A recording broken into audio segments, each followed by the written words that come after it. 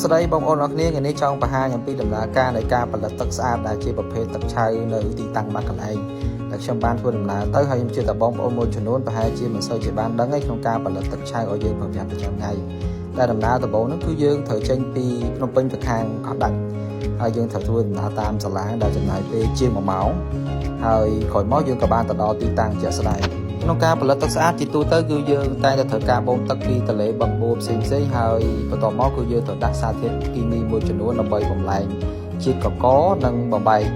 សារធាតុពុលមួយចំនួនមុនពេលដែលយើងអាចបំលែងទៅជាទឹកស្អាតដែលវីដេអូនេះកំពុងបង្ហាញអំពីសារធាតុគីមីដែលយើងកំពុងតែលាយដាក់ចូលទៅក្នុងទឹកគឺជាសារធាតុគីមីល្អក្នុងការចាប់កកនិងបំលែងសារធាតុគីមីចេញតែកន្លែងនេះគឺជាកន្លែងបាក់ទឹកដែលយើងត្រូវបូមឡើងមកលើអាងហើយដូចដែលយើងបានឃើញអញ្ចឹងគឺទឹកបូមមកផ្ទាល់គឺយើងត្រូវតែលាយជាមួយនឹងសារធាតុគីមីល្អរបស់យើងដើម្បី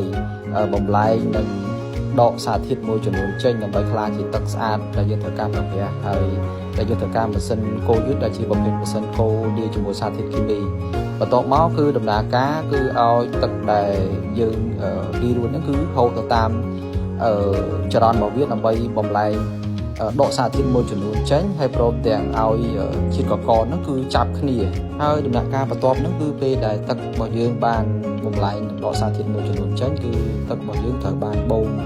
ចូលទៅក្នុងធុងដែលហៅថា auto siphon filter ដែលជាប្រភេទធុងក្នុងការច្រោះកកចុងក្រោយមុនពេលដែលយើង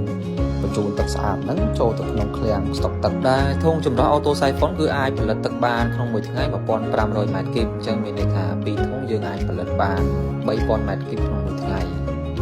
អញ្ចឹងបន្ទាប់ពីទឹកត្រូវបានច្រោះតាមប្រព័ន្ធ auto siphon ហើយគឺយើងត្រូវបញ្ជូនទឹកហ្នឹងទៅក្នុងឃ្លាំងមុនពេលដែលយើងរៀបចំចែកចាយ